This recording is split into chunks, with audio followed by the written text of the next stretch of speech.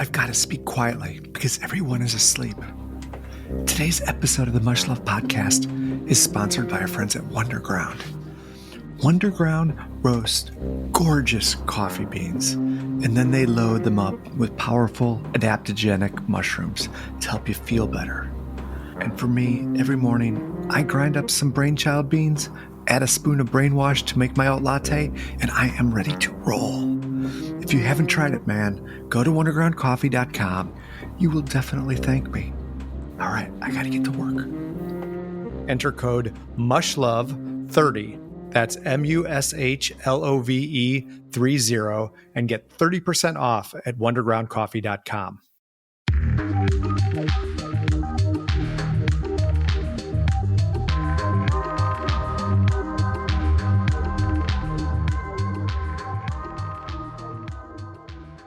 Hello, I'm Tim Keck, and welcome to the Much Love Podcast.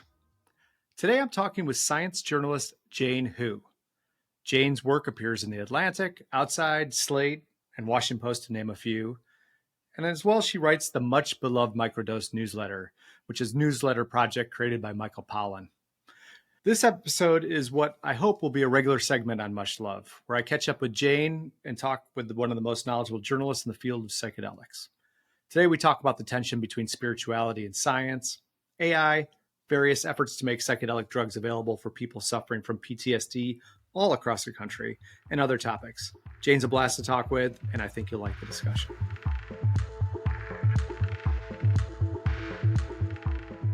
Great to see you, Jane. How are you? Good. How are you? Thanks for having me. I'm good.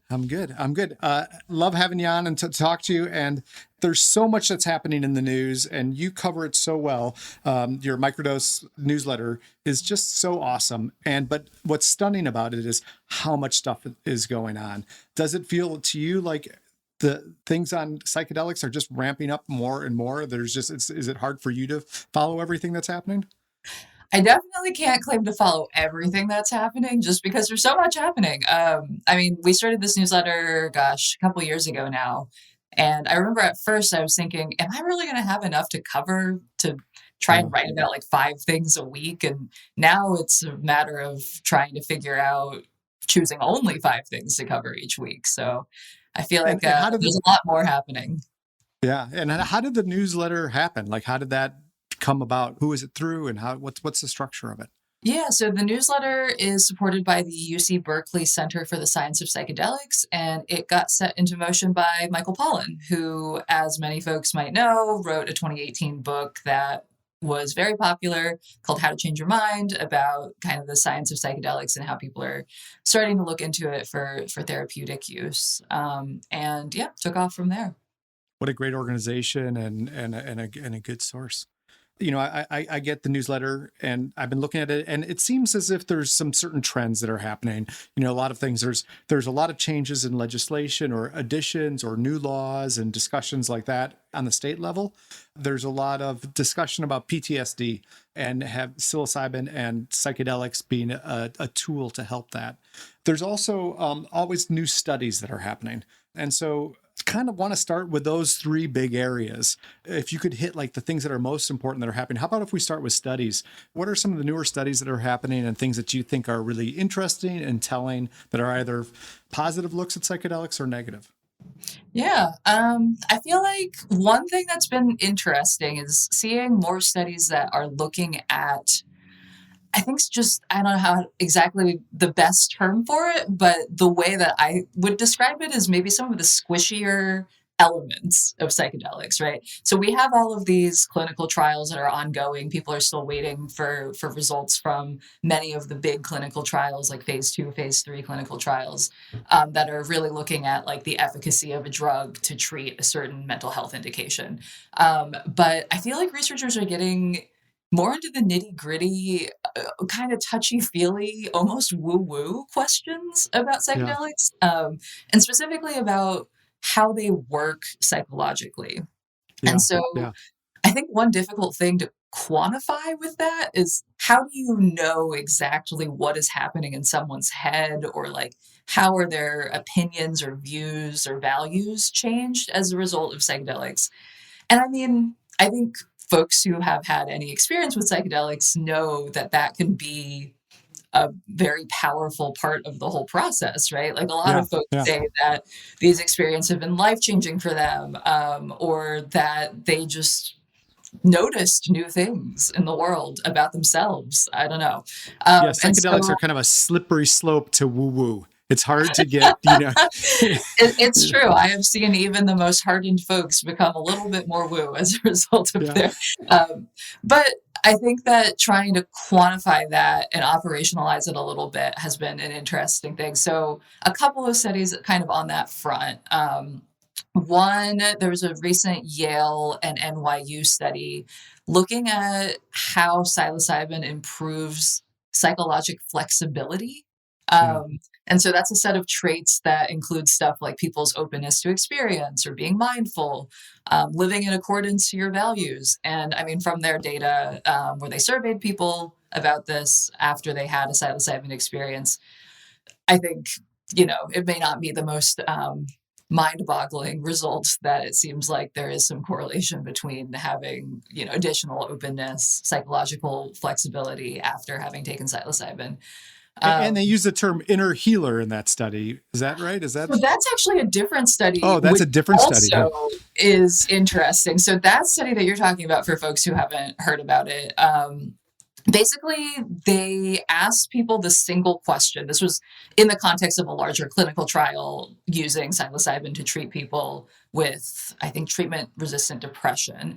But they also asked people basically, like, do you, like, on a scale of 1 to 5, like, how strongly do you believe that this psilocybin had some ability to engage your inner healer, that it helped you kind of heal Oh, yourself. And it seemed like folks who got like a medium-sized dose of psilocybin were more likely to agree with that statement. yeah. And it also seemed like, from preliminarily, that it was also correlated with a decrease in their depression symptoms. So, of course, that's just a single question and a single study, and definitely needs to be explored further. But I feel like people have always talked about this idea of an inner healer. Like a lot of folks say, it's not so much the medicine, but what the medicine allows you to access in yourself. And I think it's interesting that these researchers are trying to start probing that a little bit and to understand and operationalize, like, how do we even figure out if what's going on there? Right, and which is similar to the first study that you talked about, the Yale study, which is this this like how exactly does this work for depression or PTSD? And the common understanding or belief is that it creates this kind of flexibility in your mind, and then you find new pathways and perhaps have different answers to questions that you've been struggling with throughout. Yeah, for sure. Yeah, it's just it's interesting to see scientists get into these questions. I feel like for so long the focus was on, like, what is this doing physically to your body or to your mind, like on a neurotransmitter level. And of course we want to Right. know that too. And it's not like your mind and body are disconnected. But looking at kind of these psychological measures is really interesting in my opinion. Yeah, and soon as they get into like discussions of consciousness and what that is and how, there is a certain black box aspect of how your brain works and what is happening. It's very hard to find precisely when you make a choice of where that's happening in your brain and how it's happening and how it really works, right? And or even a working definition of what consciousness is. And so psychedelics take you there, and it's a difficult, sticky, confusing area. Totally. I think 100 years from now, we're going to look back at this period and be like, what were they doing? It's like whatever the like equivalent of leeches was, right? Like Yeah, we really yeah, just don't know that much right now, but we're doing our best. So yeah. And maybe they'll have like a little resurgence. Like, didn't we have a resurgence of leeches for a little while? I think. I'm sure that in some circles it never left, Yeah, it's like in I'm Portland. It's happening still all the time. yeah. So those are those studies, and in a more broad sense, why is there so many more studies? Things have changed since the last decade. Why are there so many serious studies now on psychedelics in general? I think there are several factors.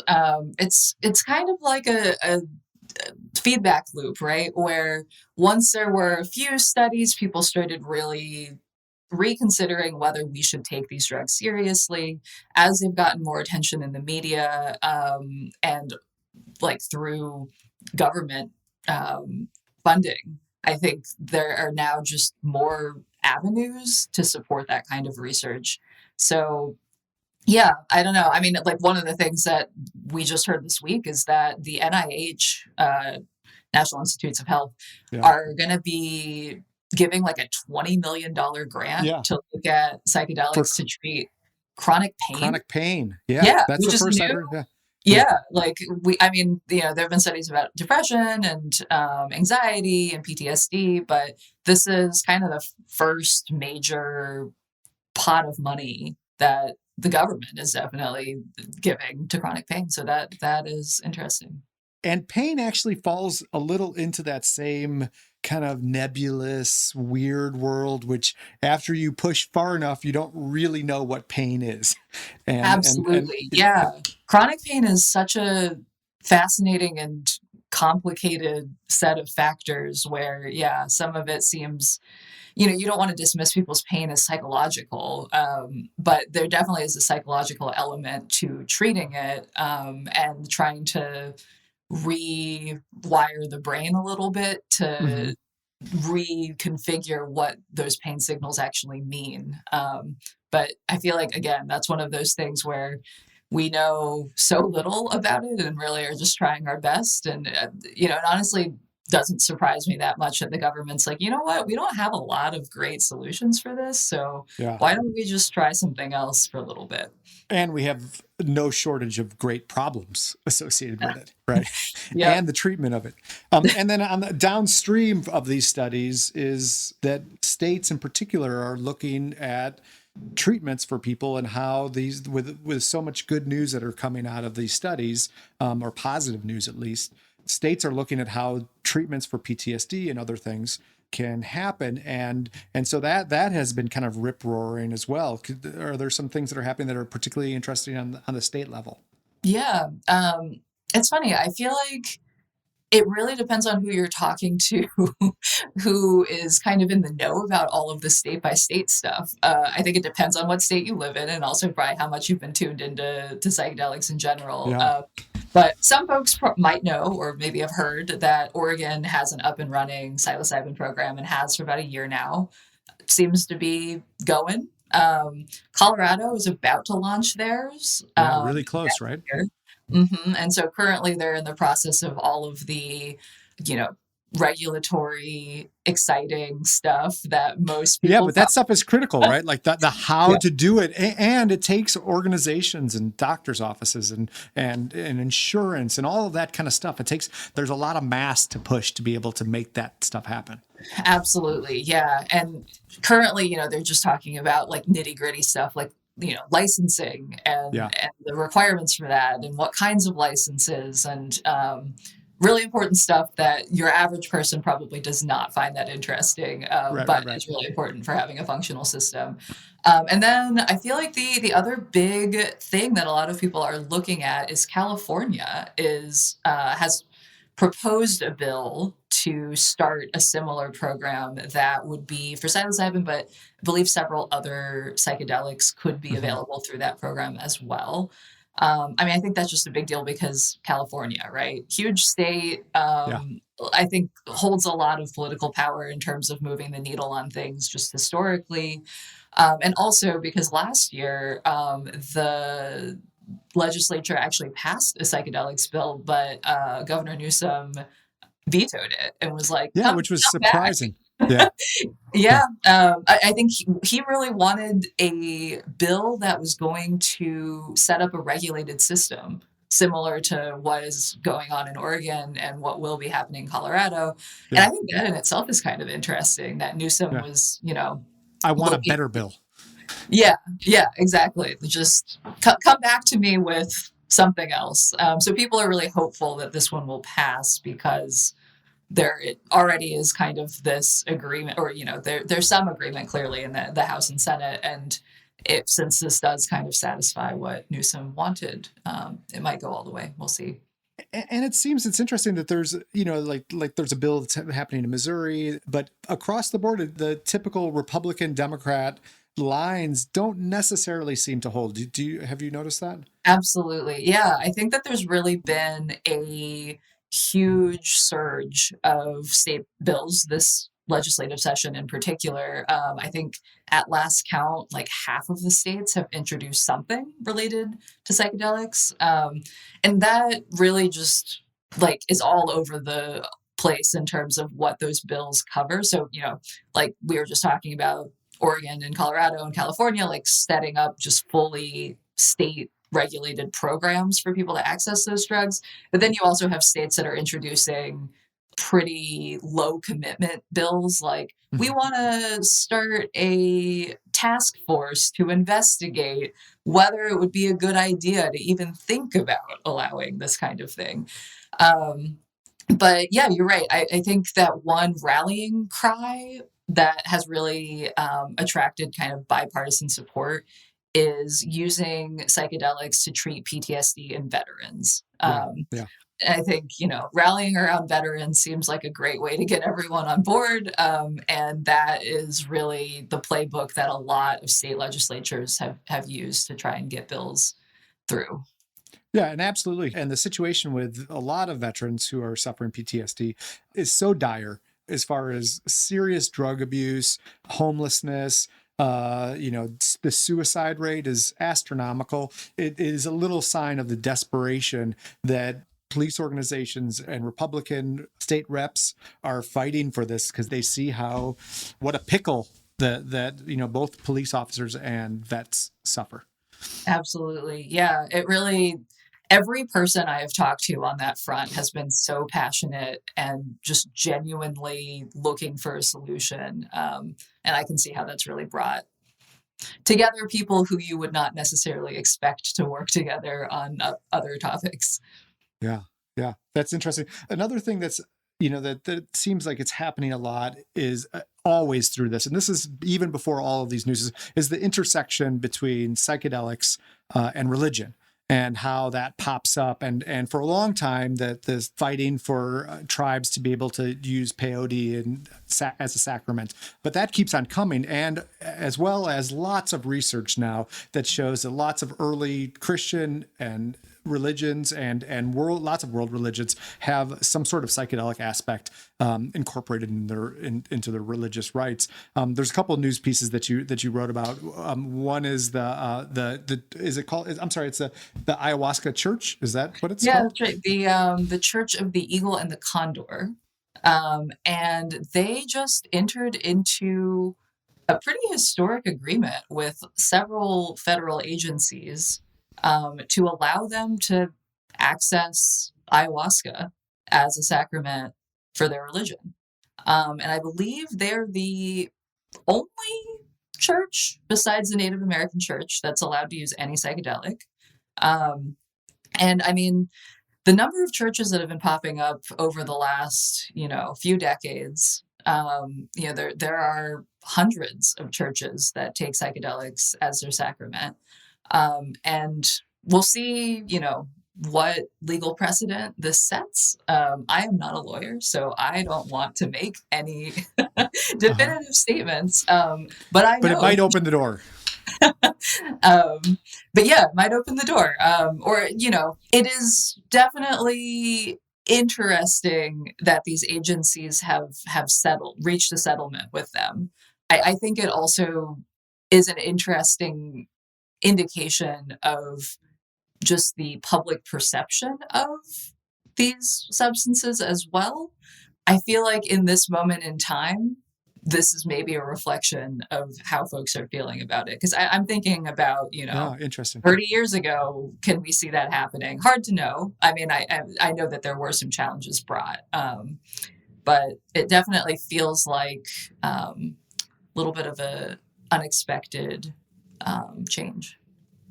But it is chipping away at the culture from from the scientific and health communities, people concerned about veterans and religions. It seems like it's coming from all of these different directions that's chipping away at the acceptance and the legality of psychedelics in America.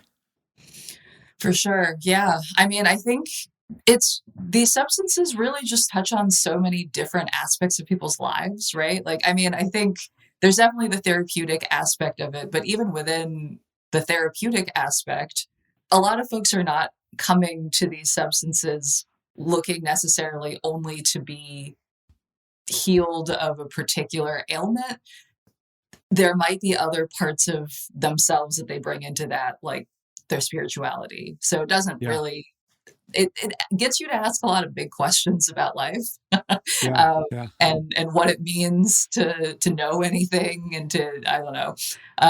Yeah. Once So I again, the feel like slippery slope to woo woo, you know? a little bit. Yeah. I mean, I think that it's not a coincidence that a lot of folks bring their spirituality into these experiences. And I know actually there's been a study that's been alluded to for many, many years that was done at Johns Hopkins with people of all different religious beliefs. Rabbis and pastors, and I can't remember the full range of folks, but Right.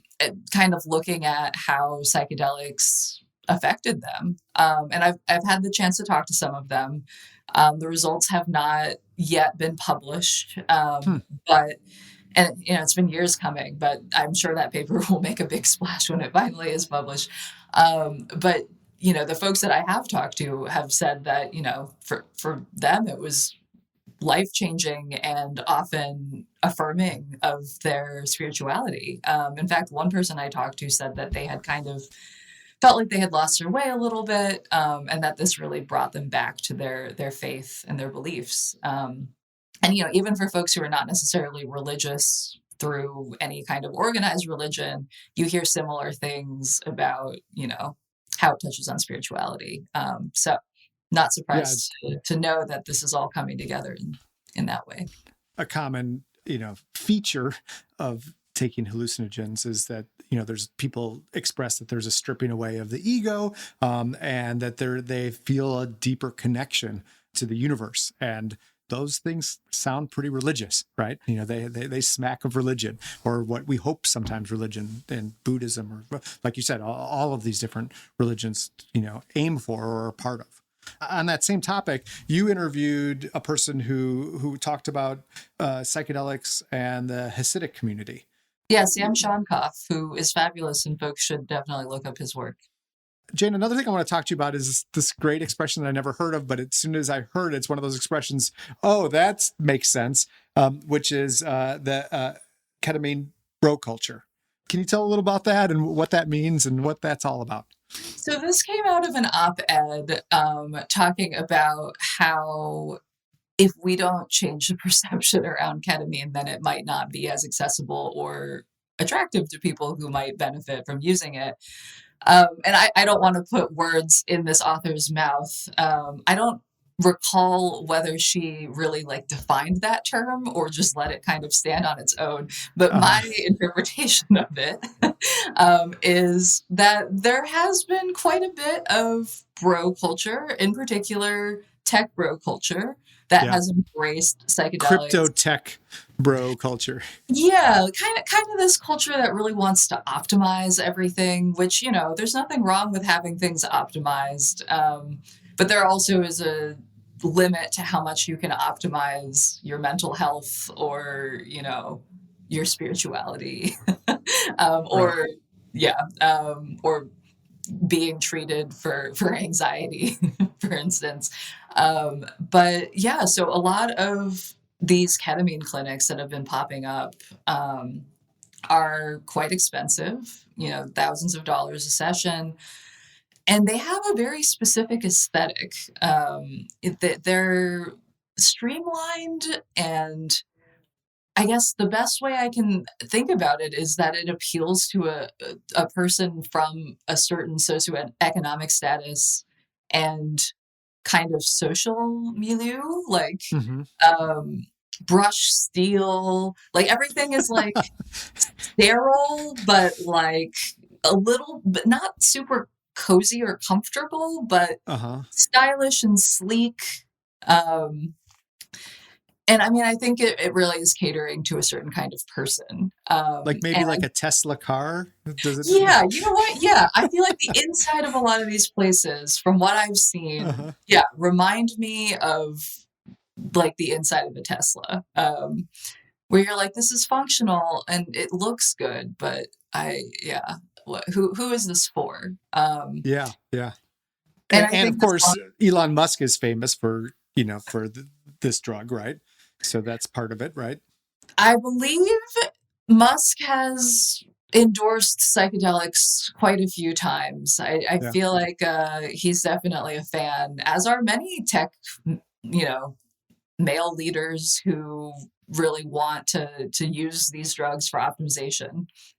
And so you talked about it a little bit, but the danger people see is that this becomes subsumed in that culture and it becomes kind of a Richie Rich dude kind of thing. And it gets kind of like connected with like this kind of self-help jargon that moves it away from the actual clinical work of people who need it or religions who have participated in this for thousands of years. Is that kind of the angle? I see it as a twofold thing. One would be just the actual economic reality of it, right? Like if you're Yeah. charging several $1,000s a session, then there are only so many people or a certain kind of person who might be Right. able to afford it. But I think the other is cultural, right? Like if people see this as being, yeah, like a rich person thing or like a ketamine bro thing, Mhm. then that might turn people off to trying it. Just the conversation that happens around it might feel like it's not for certain types of people. Yeah. Yeah. That's interesting. Boy, it's really moving in all different directions, isn't it? Truly. Yeah, and ketamine's an interesting one because, I mean, it's already here, it's technically legal, right? Like, off-label use of ketamine for all of these symptoms, And it's not is technically a psychedelic, right? It's a disassociative. Is that what it is? yes, so it is a different class of drug, but I think it gets lumped in with psychedelics just because it causes some mind-altering symptoms, Right. but yeah, it's kind of an interesting litmus test, I think, for how a lot of these other drugs, if they do get rolled out, might go. But we'll see if it's all going to be bro culture or not. Everything someday will be bro culture. It'll be like we're reading an Ayn Rand book in, the year 2050. It's an interesting parallel between, marijuana and all these psychedelics in the sense of like, I feel like everything with psychedelics is happening so much faster. Like Yeah. it feels like a lot of cannabis activists were like, let's try this thing, let's try that thing, and kind of iteratively. And Yeah. it feels with psychedelics, the lessons had been learned, and it was like, all right, let's go on all these different fronts at once. And could you see like psilocybin following the same route in the next couple of years? It's possible. So there's a company called Compass that is Yeah. currently doing phase 3 clinical trials for psilocybin to treat depression. And those results, I'm not quite sure exactly when they're due, but if they're good, people largely speculate that they're going to probably also apply for FDA approval for their formulation of psilocybin. So this is like Wow. it would not be like full mushrooms. It is their formulation of it. Right. But yeah, and in fact, actually this week they announced a partnership with this company called Journey Clinical, which does basically it's like a platform for providers who want to start providing ketamine therapy.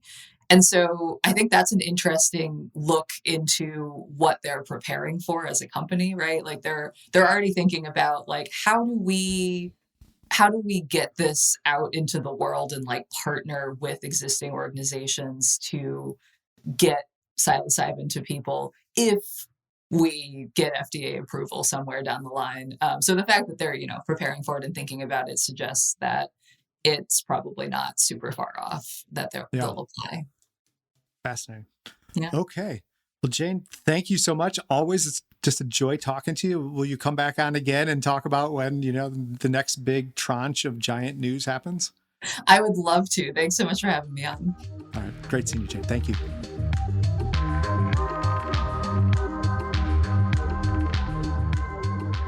Thanks for listening to this episode of Much Love Podcast. And a special thank you to our guest today, Jane Hu. You can find more information on this topic and our guests at muchlovepodcast.com, as well as links to past episodes and ways to subscribe. See you next time.